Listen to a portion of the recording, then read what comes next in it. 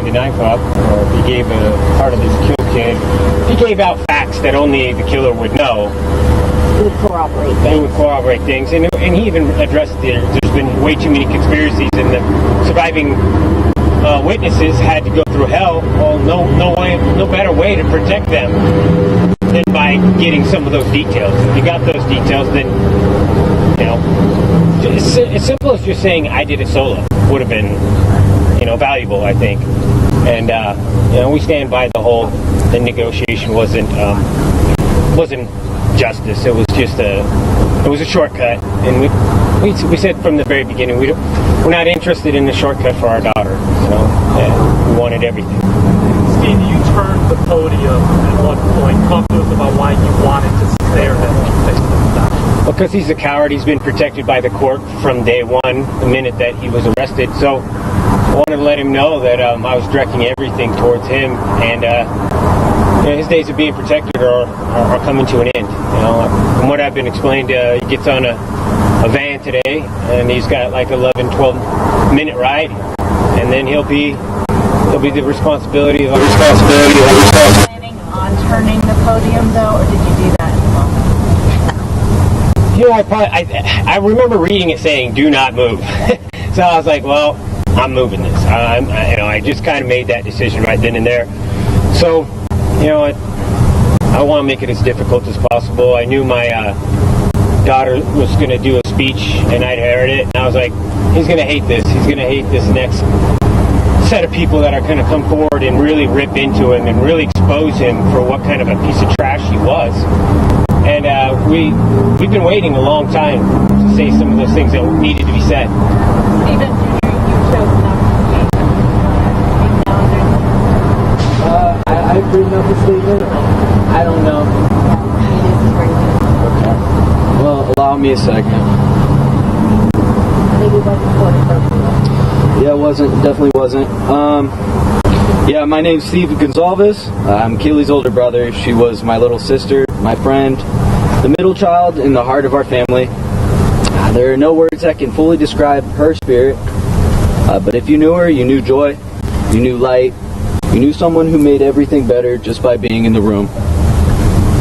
My statement was largely grounded in one goal, and that was to do everything for anyone who listens to this and has to go through something similar, to not have to endure what we had. My family's fought tirelessly, not just for answers, but for accountability. We've stood in front of cameras, behind closed doors, and across from people who didn't want us to speak, but we did, and we won't stop now. Across nearly every murder case prosecuted by Bill Thompson, including the killing of University of Idaho football player Eric McMillan, there is a clear and troubling pattern. Families are left feeling unheard, justice is negotiated down through plea deals, and the public is left with unanswered questions. In the McMillan case, charges were reduced from first-degree to second-degree murder, prompting confusion and outrage from the victim's family and community. The same pattern is emerged in the Silas Parks and John Lee cases, both of which prosecuted by Bill Thompson, where capital-eligible crimes were resolved through plea agreements, sidestepping trials and diminishing public accountability. The most egregious of these crimes was the brutal killing of Whitney Parks, a young pregnant woman whose life was taken by her husband Silas Parks during a violent domestic assault. Whitney was only 22 years old.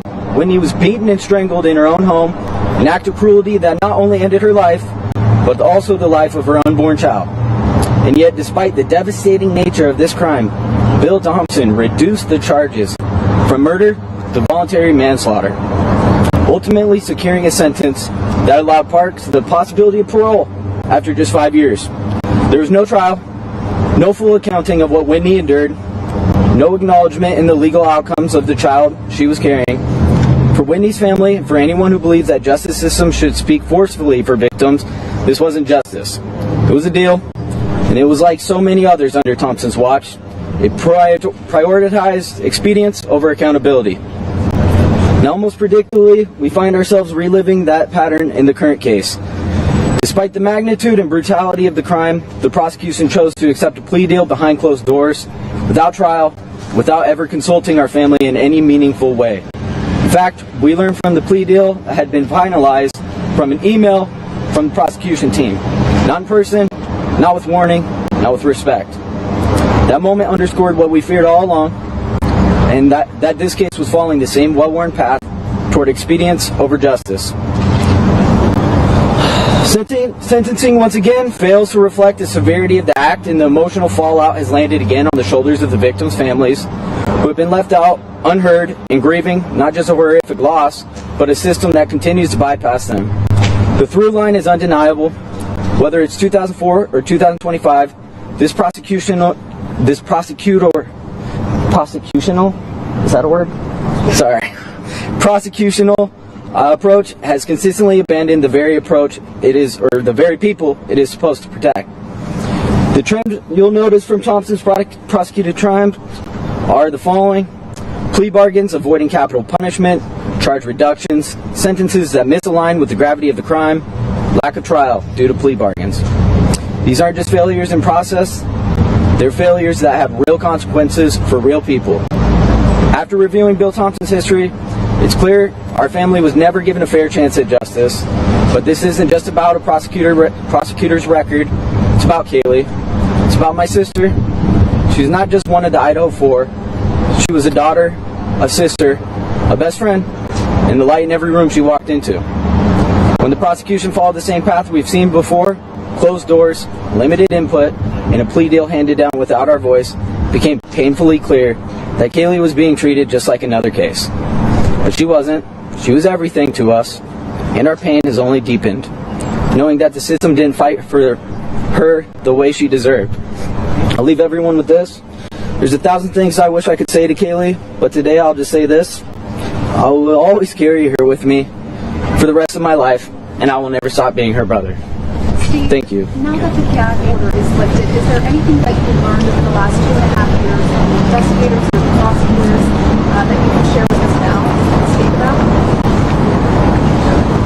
Well, I think it was kind of interesting that once the president sent a truth statement out, they called us right up and they told us everything. So I don't know what was holding them back before, but we spent about 3 hours, close to 3 hours, with the lead detectives, and we found because our main thing was we didn't want to have victims advocate statements that had lies and misquotes and misinformation in it. So I appreciate the president, putting a little bit of pressure on there, and it seemed to work.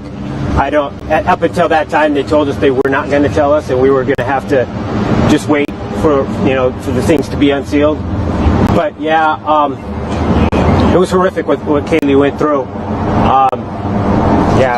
And I don't want to protect this guy, but I won't give out all the details. I'll be general. But yeah, she was stabbed over 30 plus times, and she was struck, and there was quite a bit of damage to her face. So this guy's just an absolute monster. Anyone who thinks that he's otherwise, I just looked at pure demons out there. When I was looking at him, we had to stare down, and he's just filled with demons. He's dark pits of eyes, and there's something seriously wrong with that man. Steve, why was it important for you to look them directly in the eyes? And what did you see as you spoke to him? I looked him straight in the eyes, and I just seen black holes and just anger at me. He was telling me with his face that he fucking hated me. He absolutely fucking hated me. And why did you want to speak to him directly that way? It's the most personable. Look at me in my eye. You took my daughter's life. Look at me. Yeah, Did your family get something today that you needed? Yeah, 100%. I think it's a little early to actually even answer that for myself. I think that kind of stuff needs to set in and sink in, and you regret maybe saying some things, or you wish that you would have said things. So I think right now we're just kind of in the mix of the tornado and the real feelings. As the spotlight then fades, what do you want the public to remember? Could you all our main thing is hopefully this could be a template for another family that you can use the media as much as they're using you. You can use it to keep people accountable, keep people honest, keep the court system treating you with a little bit of respect. And I think that's what we did. And the more that you get active, I think the more chance that you're going to get that justice in the end. I think you really got to try to make your kids stand out, or whoever you're trying to protect, make them real. Get on the internet and talk to people. Before you go, and I know you want to go, I want to ask Olivia today was spectacular. But Olivia asked me a question. What was the other weapon her sister? Despite this meeting with active prosecutors, there still sounds like there's a different there. No, we do know that another weapon was used on Kaylee. So we don't know what that weapon was, but They didn't recover it. along with the knife wasn't recovered. But Kaylee was not just stabbed. There was other things that happened to Kaylee. Talk about that a little. The conversation we had with the prosecution was about healing more than anything. It was about giving the victims' families answers. And they may share some of that information at a later date, but today's not the day for that. Today's about the sentencing. It's about putting the defendant in prison for the rest of his life. So there may be more details to come about that, but that conversation that they had was about the healing process and finding some answers that they had. And so we may share at a later date, but today's not the day. Okay? Thank you guys. Thank you. Thanks. Head out.